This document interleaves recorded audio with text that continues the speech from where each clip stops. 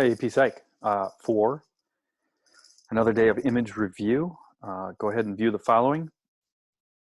Make sure, like I hope you've been doing, once you see the image, pause the video, see what you know.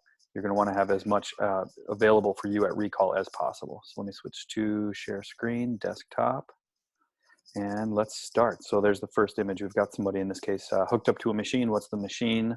What do we expect to be able to do with it? In this case, we'll also be doing a sleep study. I can tell you right off the bat, quick and easy. So here we go. EEG, hopefully, are the words that first came to mind, or the letters. In this case, they will stand for electroencephalogram. We've got some electrodes we're hooking up to various spots on a person as they're going to be doing a sleep study. We can see what the action potentials are that might be firing as they are going through stages of sleep. You could be doing it to see if they've got a problem getting to sleep. Do they have a problem when they're in sleep?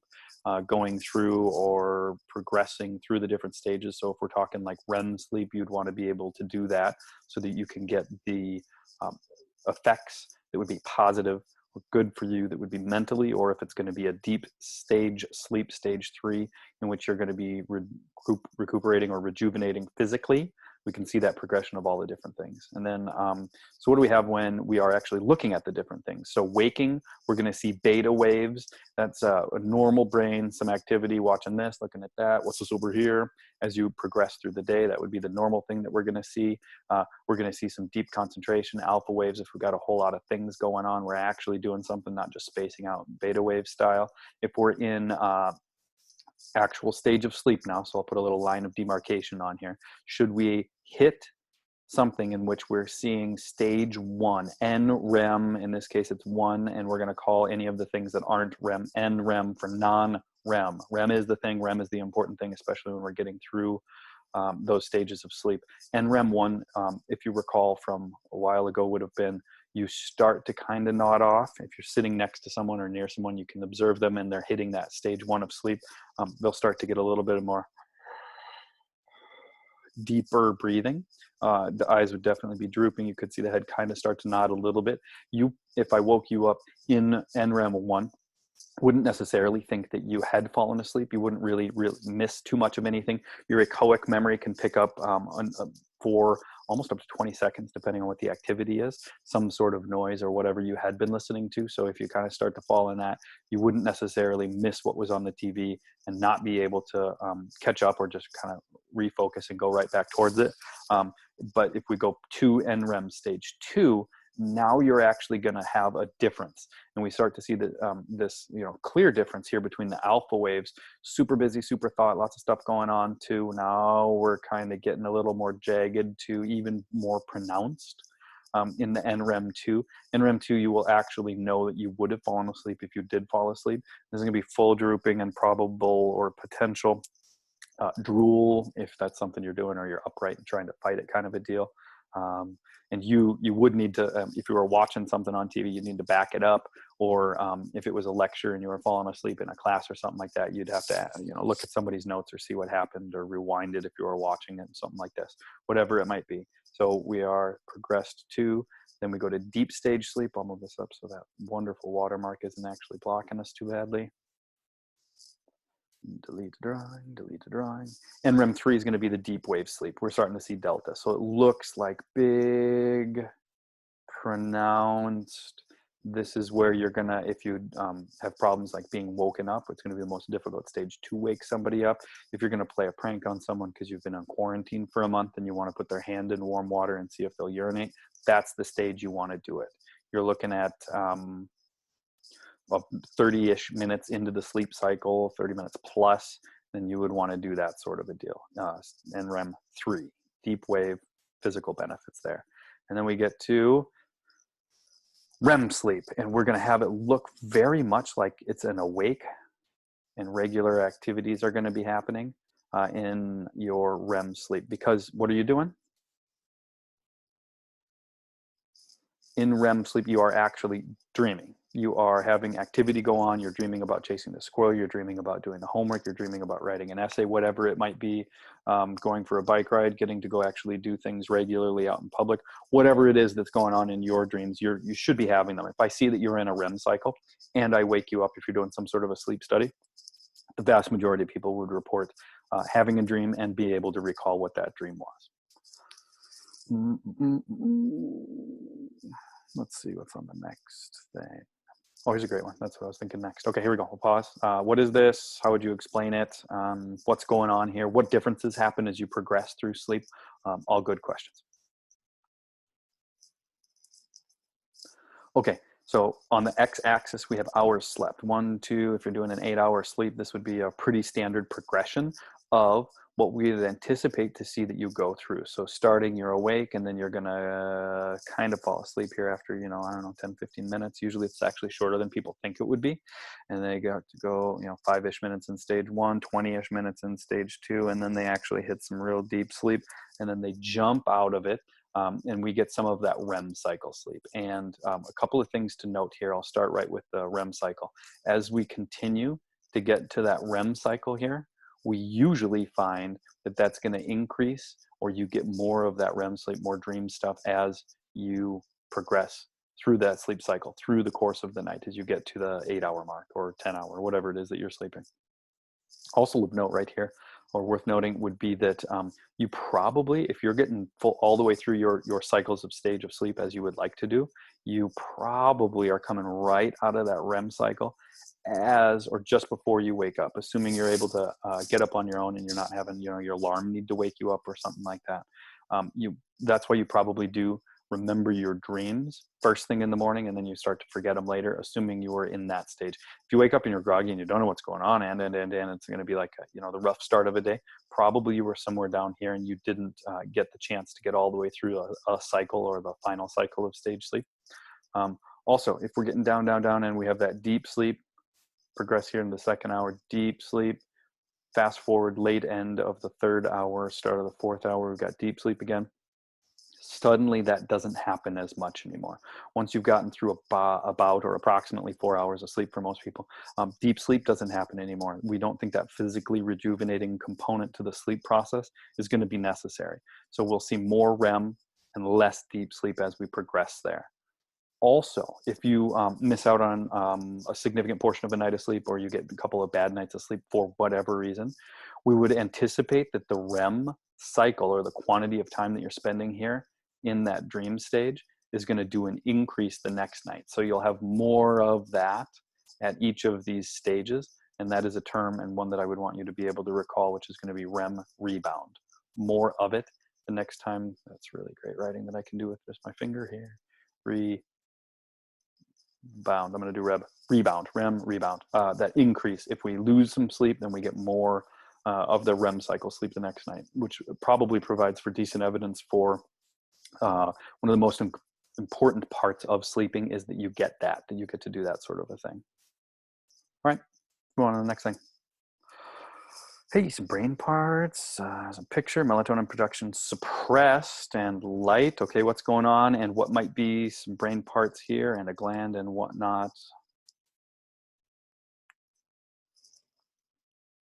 Okay, melatonin's going to be that thing that helps, if we're doing sleep-related things, helps engage that whole sleep process so that you can start sleeping. It doesn't have an effect of causing or rendering you unconscious. It doesn't actually do that or sedate, but the melatonin production will be suppressed by, I'm hoping you recall most of this, by light.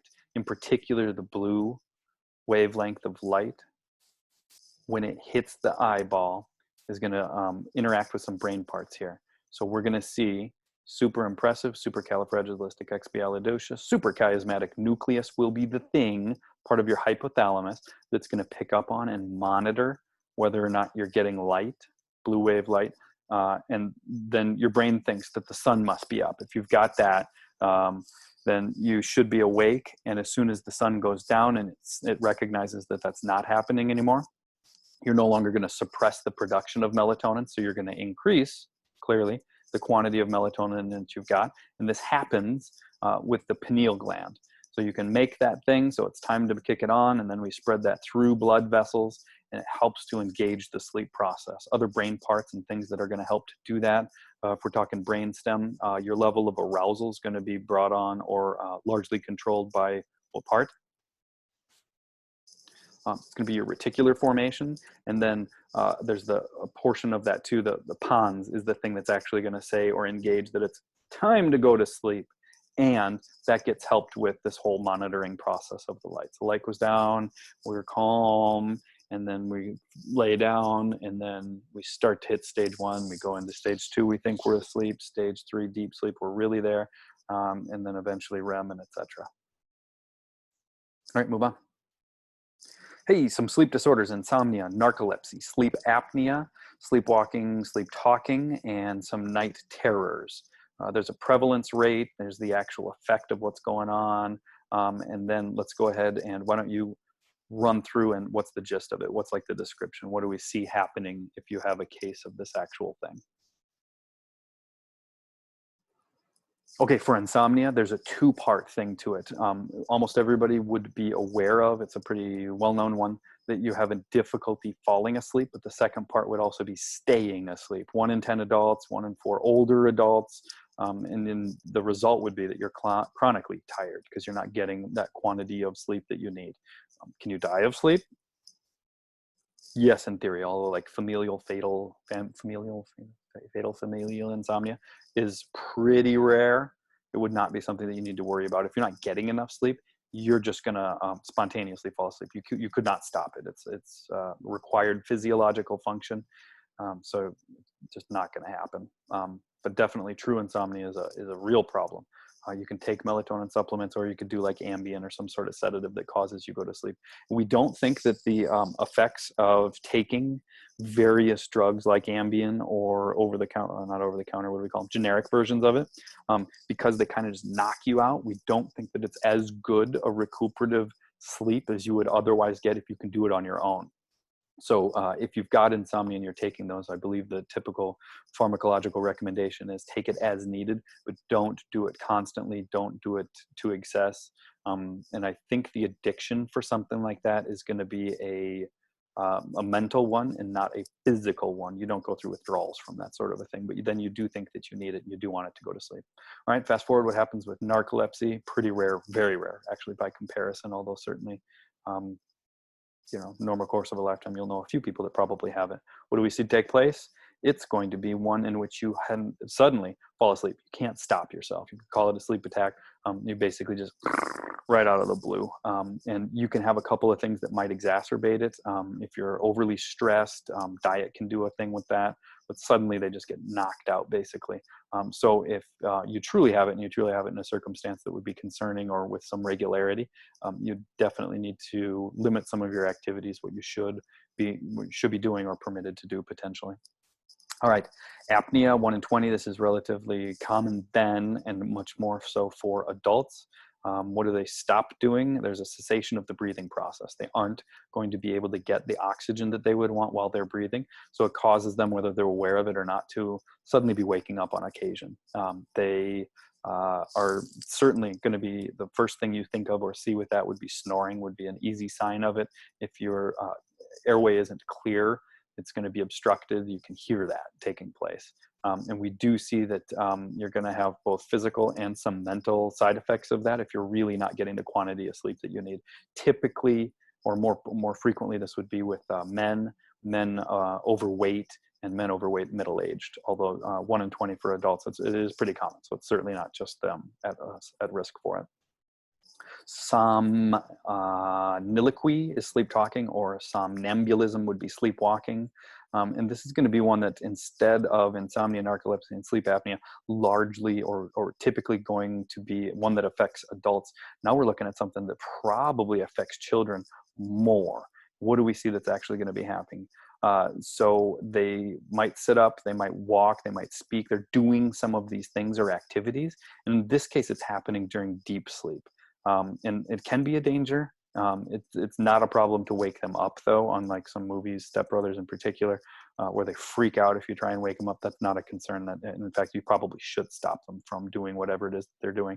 If they're going to an area that they could find something that would harm themselves, or going outside, if you're talking really mobile and interactive, and in the winter or something crazy like that. Okay, and then night terrors, 1 in 100 adults, 1 in 30 children. So clearly this would be another one, much more likely with children. And in a sleep terror, unlike a nightmare, night terrors are going to be one in which you might actually be able to see what it is that they're doing or what's going on. We can wake them up. You can certainly stop them from having it, but it's not one that they'll truly be concerned with once they are awoken. They're just like no big deal, everything's cool, and they should be able to just go on with whatever it was that was happening. We see this again in NREM 3, so in deep sleep. And nightmares, you would remember, night terrors generally shouldn't be the kind of thing that you would then convert. So it's just going to be like that physiological, that deep sleep, you're basically not doing anything, and we don't see normal activity.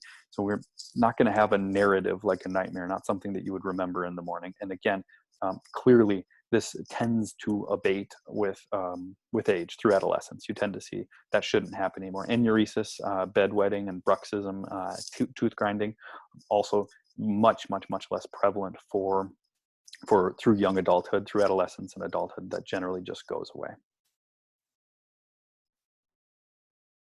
Hey, there's a thing. It is for one of those sleep disorders. Which one is it, and what's it called? For sleep apnea, this would be treatment or therapy for it, and it's called a CPAP, continuous positive airway pressure, CPAP. C continuous, P positive for the addition of A for airway, and then another P for pressure, so that it's going to cause a forced opening of the air, so that you don't have somebody who's basically just strangling themselves as they're sleeping. They keep that airway clean and clear, and then they're able to sleep better, go through the cycles better, physically recuperate, and also be a little bit more clear of mind. You should feel much more relaxed and good to go in the morning once you've had that, if you need it. Okay, so this is a great one. We've got the major theories. In this case, it's going to be for dreaming. So yeah, there's 5 of them, and they would definitely all be worth knowing for an AP test potentially. So I'll give you the countdown. What's the gist of each of these 5? Okay, I'm going to type just in case we need it for all of these. Freud thing is going to be wish fulfillment. It's going to be the primary thing that he would have said when you're having a dream, and because he wanted to use dream analysis, he claimed as like the royal road to the unconscious mind. Wish fulfillment. He thought that your unconscious, your id, your non-conscious is essentially trying to manifest or tell some sort of story to take care of what you can't get accomplished or what you're not able to do during the day that you might want. Right? If your id wants to like punch that person for doing whatever that pissed you off, or it wants to have sex with that person, or whatever the thing is that's going to be going on, you have these dreams or these narratives that are supposed to be representing potentially whatever those things were. So you're having dreams, that are about whatever they are about, in order to hopefully, according to Freud, fulfill whatever dream or fulfill whatever needs, wants, desires you might have unconsciously. So then he'd need to interpret it. Activation synthesis. This one's going to be at random. Whatever action potentials are firing, those get put together in a narrative or in a story that makes sense. So whatever parts are active with action potentials, those random sections or memories or whatever in your brain will go off and then get put together, get synthesized into one single dream. Cow thing, Spanish thing, you're dreaming about Spanish speaking cows, or whatever it might be. Information processing. This is going to be the one that's going to claim that we basically put stuff together and connect the dots and do learning through the process of actually having a dream. So either the things that you practice with or the things that you maybe worry about, you essentially can process that information. You can encode, store, and retrieve better the memories that would have been relevant to the course of the day or the week or the last few months, whatever it might be, through the process of dreaming. Cognitive development would be that you actually go through like an aging process as you do whatever dream things you're doing. Because we do see, so for evidence for that, the younger children tend to sleep more and dream more, and that tends to then level off and should be about the same for the rest of the average lifetime. And then physiological function or fluctuations is going to be that it just has to happen as normal processes of the body. So you need to have your brain be active. You need to have your brain doing stuff. And while it's doing whatever the stuff is that's going to be relevant, those things happen. You dream just because you need your brain firing. You need your brain doing stuff. Nothing more, nothing less. All right, I think I'm at about the most appropriate time limit, so I'm going to cut it off here. Hope you guys are doing well. Again, let me know if you have questions or if you have any sort of content issues, if you need assignments, or if you had something makeup that we need to do from earlier in the year. I will talk to you guys soon. Hope you're doing well.